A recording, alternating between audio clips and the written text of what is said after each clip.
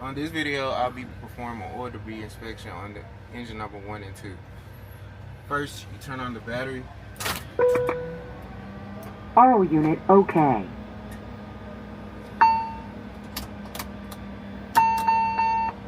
Avionics to come on. Oh, you turn your head. Okay, now we go to menu, main, function display. Then next we go to joystick. Next we go to maintenance. And we're looking for oil debris message.